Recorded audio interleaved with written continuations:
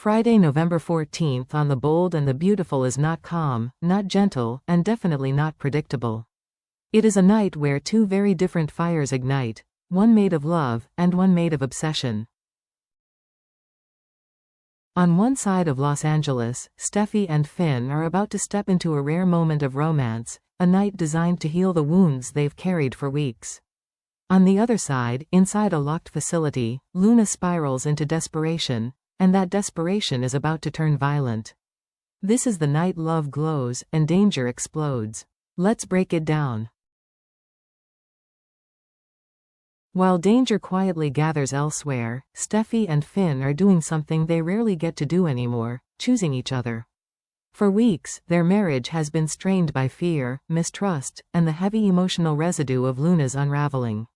Tonight, though, they are stepping away from the chaos. Tonight, they are lighting candles, dimming the noise of the outside world, and returning to the simple foundation of their love. The soft glow of candlelight transforms everything around them. Shadows dance gently across the room, the atmosphere warm and intimate in a way they haven't felt since before everything went wrong.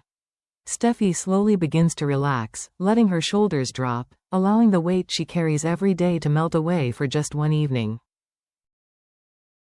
For so long she has been the warrior, the strategist, the CEO, the protector of her family. But in this moment, she is simply a woman rediscovering safety in the arms of the man who loves her. Finn meets her with tenderness that feels newly restored. His hands steady her, his presence grounds her. There is no hesitation in his touch, no fear behind his eyes, only the quiet certainty of a man who remembers exactly why they chose each other. Their connection rekindles not in a dramatic rush, but in a slow, meaningful way. The kind of emotional repair that comes from acknowledging pain, surviving it, and choosing to move forward anyway. Their hearts stitch back together piece by piece, reminding both of them that love can heal even the deepest cracks. But in the bold and the beautiful, peace never lasts. And while Steffi and Finn rediscover their love, another force, darker, more volatile, is gathering strength. Because at the very same time, Luna Nozawa is preparing to burn everything down.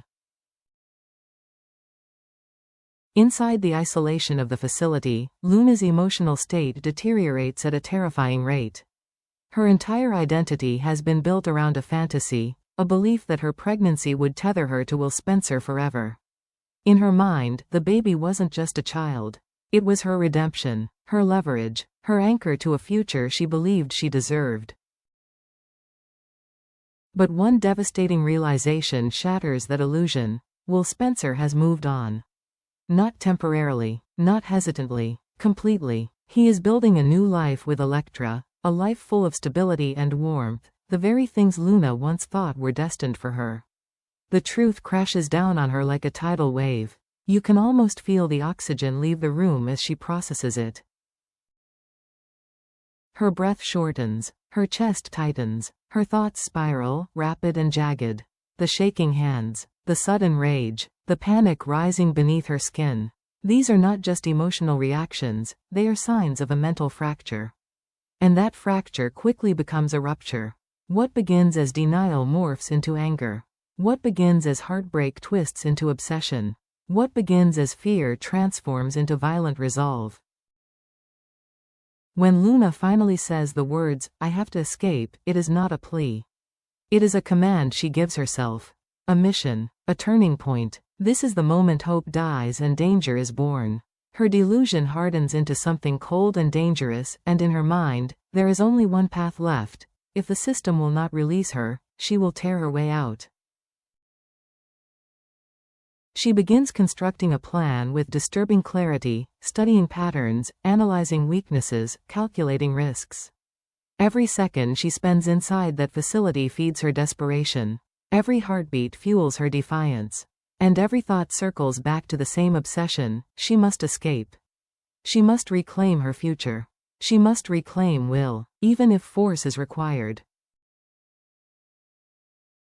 This is where Luna's storyline crosses the line from unstable to dangerous. Before her arrest, her obsession fixated entirely on Steffi, the woman she believed stood between her and Will.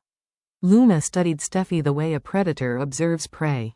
She memorized her habits. She tracked her movements. She even practiced firing at photos of Steffi, rehearsing for the day she would eliminate the obstacle standing in her way. But now everything has shifted. Electra Forrester has replaced Steffi.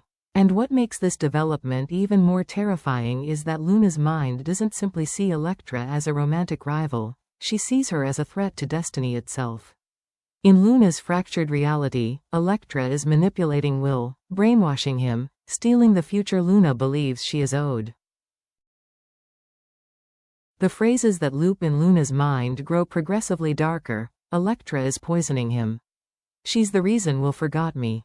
She's blocking our destiny. If she were gone, everything would fall back into place. Her obsession evolves into a calculated mission. Not just to escape, but to correct what she perceives as a cosmic mistake. Electra becomes the new target.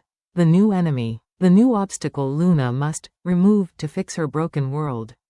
And that belief pulls her back toward a familiar setting, the beach house. The place where she once stalked Steffi. The place where she rehearsed violence. The place where she almost acted on her darkest impulses. But this time, Luna returns with a new focus and a new level of desperation. Electra is now the center of her rage, her paranoia, and her violent determination. If Luna manages to get out, Electra will be in deadly danger. As Luna's desperation reaches its breaking point, her behavior takes on a new level of intensity. She is no longer simply observing, she is calculating. Every guard's footstep, every shift change, every time a door buzzes open becomes part of a mental map she spends hours replaying. She studies the flicker of security cameras, noting which ones sweep slowly, which ones glitch, which ones have small, exploitable blind spots. Even the rhythm of how staff members speak to her becomes data, information she can use to manipulate them.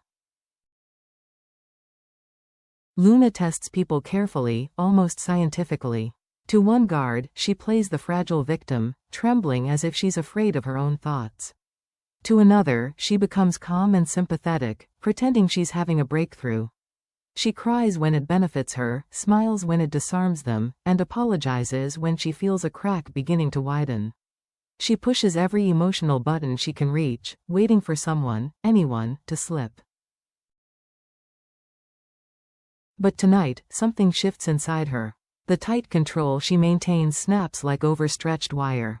Her breathing deepens, her voice lowers, her eyes sharpen with a frightening focus. This is not the Luna who begged for help. This is the Luna who survived rejection, confinement, and humiliation, and is now ready to take what she believes is hers. She is done waiting, done explaining, done pretending to be stable. Tonight, Luna decides she will take her freedom by whatever means necessary. And that decision opens terrifying possibilities. She might overpower someone in a moment of violence, using adrenaline and desperation as weapons. She might slip through a door left ajar by an inexperienced staff member. She might even take a hostage, forcing her way out with threats she fully intends to act on. Or, if the escape fails, the consequences could push her into an even darker psychological spiral, one where she becomes angry enough to attack without escaping. No matter how it unfolds, every path points in one direction. Electra is in grave danger.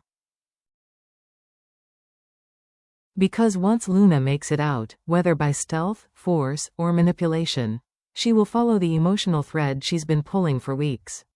The same thread that leads straight back to the beach house, and straight back to the woman she blames for everything.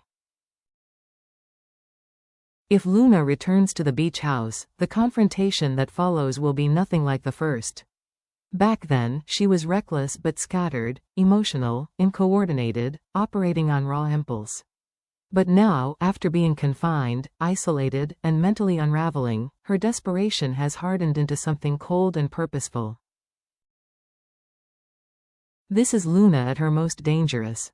The beach house at night becomes the perfect setting for a psychological thriller. The quiet crash of waves masks her footsteps. The soft glow of lamps casts long shadows that hide her movement. If Luna slips inside, she will not announce herself. She will move like a ghost, silent, determined, unpredictable. Electra, completely unaware of the danger, might be brushing her hair in the mirror, reading on the couch, or preparing for bed. And this is what makes the scenario terrifying: she will not be prepared. She won't know Luna is watching her from the doorway, or standing just outside the window, or quietly creeping across the floor. Luna's mind becomes a battlefield in these moments. She whispers to herself, convincing her fractured psyche that this is the only way to restore balance. That Will still loves her. That destiny is being blocked by Electra's presence. That if Electra disappears, permanently, everything will fall back into place. Her jealousy is no longer emotional, it has transformed into a mission fueled by delusion. And a mission, in Luna's mind, gives her permission to do anything. Steffi managed to survive Luna's obsession once. But Electra? She doesn't have the same experience, the same instincts, or the same warning signs. If the beach house becomes the battleground, Electra may not be as fortunate. This is where the storyline takes on the tone of psychological horror woven into classic soap opera drama, a blend of emotional volatility, obsession, and the chilling quiet before a violent storm. The stakes have never been higher. And the danger has never been more personal. As Friday ends, the entire episode leaves viewers with one burning question: how far will Luna go, and who will fall if she succeeds? Her desperation, her obsession, her unraveling sanity, her willingness to use force.